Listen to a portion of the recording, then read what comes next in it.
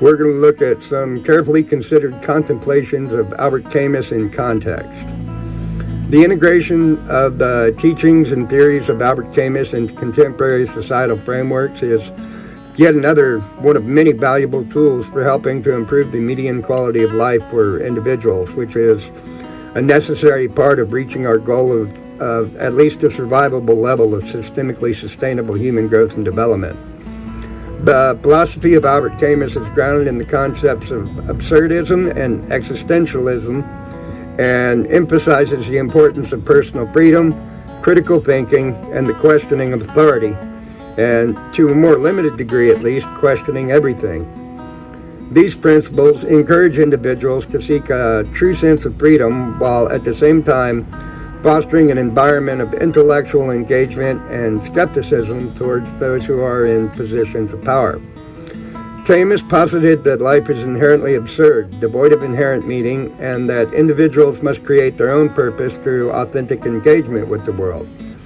This more existentialist approach inspires individuals to reject passive acceptance of the current status quo and to actively engage in critical thinking. By questioning those in authority and, again, questioning everything in the world around them, which, mind you, should not be confused with attempting to evade or ignore objective truth in cases where it does exist, these individuals can resist the more oppressive structures and advocate for a society that prioritizes human dignity and freedom. However, the teachings of Albert Camus must also be integrated with additional philosophical schools of thought in order to ensure a balanced and more realistic approach to personal and societal development. This is necessary for doing so without causing too much disruption to the current socio-political systems in place.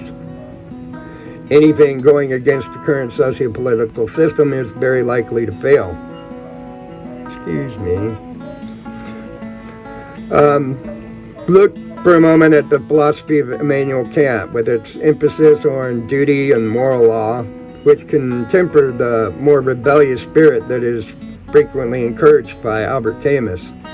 Kantian ethics stresses the importance of acting according to universal moral principles, thereby promoting a sense of responsibility towards others and the community. This integration ensures that the quest for individual freedom does not devolve into selfishness. Okay, maybe we added a little bit. This integration ensures that the quest for individual freedom does not devolve into selfishness, but is guided by a commitment to the greater good. Similarly, the philosophy of John Stuart Mill, particularly his ideas on utilitarianism, can provide a viable framework for evaluating the consequences of actions based on the impact of overall happiness and well-being. His principle of the greatest happiness can guide individuals in making decisions that benefit not only themselves, but also their families and local communities. This approach aligns personal freedom with the pursuit of collective welfare, ensuring that individual actions contribute positively to societal development. Another very important aspect of consideration if we are to reach systemically sustainable human growth and development. There's also the communitarian perspective as advocated by philosophers like Alistair MacIntyre, which emphasizes the importance of community and social bonds. This school of thought argues that individuals find true fulfillment not in isolation, but through their relationships and contributions to their communities. By understanding their roles within the social fabric, individuals can work cooperatively with the state and local entities to enhance the quality of life for all members of society. Excuse me. Integrating these philosophical perspectives encourages individuals to retain a strong sense of individuality and freedom, while at the same time recognizing the importance of contributing to the common good. The rebellion championed by Camus need not be against the state itself, but rather against those who seek to control and oppress for personal gain, which, again, I've emphasized many times. I'm focusing primarily, again, on our foundation and the potential for abuse that is within the foundation by its very nature. By fostering a critical mindset and encouraging active participation in civic life, individuals can challenge unjust authority while at the same time supporting legitimate and democratically elected governments and other organizational structures that may have an influence on their lives. This more balanced approach ensures that the quest for personal freedom is harmonized with a commitment to societal well-being. Individuals can then pursue their own happiness and meaning while at the same time contributing to the flourishing of their families and their communities. By doing it this way, they can help to create a society that values both individual liberty and collective welfare, free from oppression and control, and respectful of the rule of law and democratic principles. The teachings of Albert Camus, when integrated with additional philosophical traditions such as Kantian ethics, utilitarianism, and even communitarianism, offers a more robust framework for enhancing the median quality of life. This approach encourages the individual to think critically, challenge oppressive authority, question virtually everything, and engage meaningfully with their families and their communities, fostering a society that values the freedom, the individual responsibility, and the collective well-being.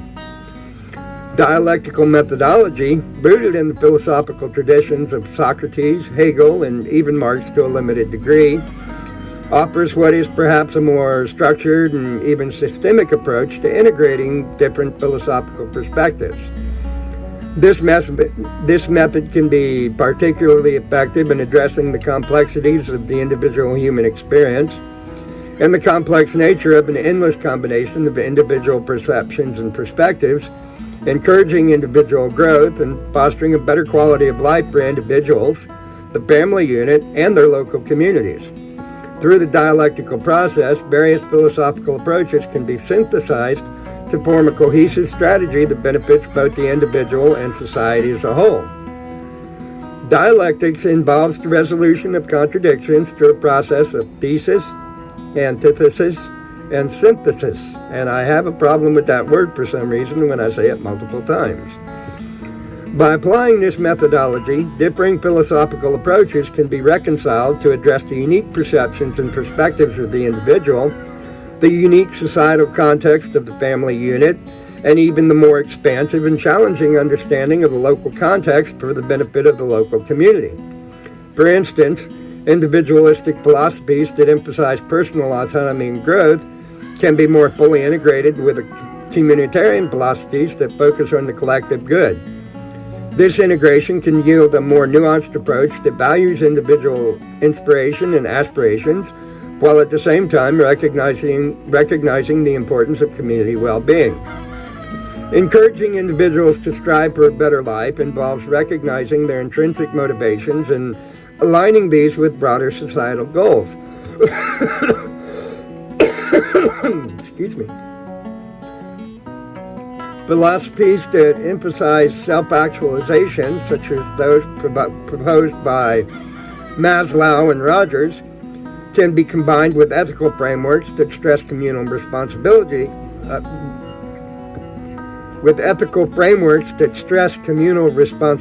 such as those found in Confucianism or Communitarianism. By doing so, individuals are inspired to pursue personal excellence, while at the same time understanding that their efforts contribute to the greater good.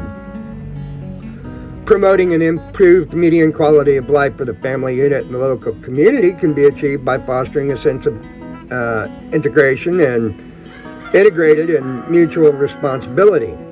Dialectical methodology again allows for the synthesis of different viewpoints, demonstrating how personal well-being is inherently linked to the well-being of others.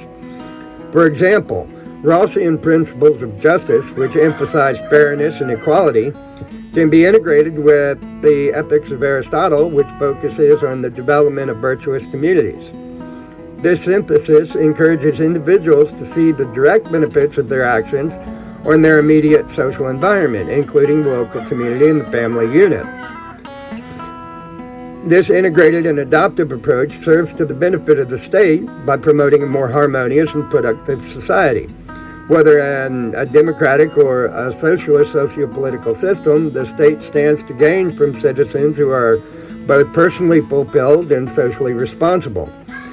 In terms of authoritarian regimes, more direct following of the existential nature of the individualist philosophies, such as those ascribed by Camus in his Sense of Rebellion, the need for rebellion, may be in order, though such an approach would not likely serve to the benefit of a long-term societal solution or even as an effective societal model in times of peace.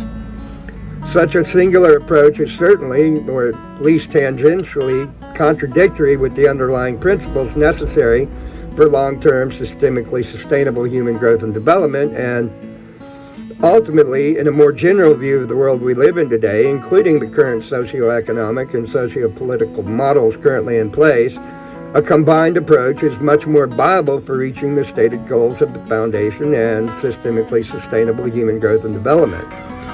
Dialectical methodology facilitates the integration of these diverse philosophical approaches to address the complexities of individual human experience. By encouraging personal growth and highlighting the integrated nature of the individual and the community, as well as the family unit, this approach fosters a more cohesive societal structure that benefits both the individual and the community and the state. Through this synthesis, a balanced and sustainable model for systemically sustainable human growth and development can be achieved, promoting peaceful coexistence among more diverse individuals and even between diverse and more unique societies as a whole. So again, if you have any questions, comments, or want to know more, we'd love to hear from you. Let us know, please. Thank you. Bye. Please like, share, subscribe, and comment below. Music by Hatman.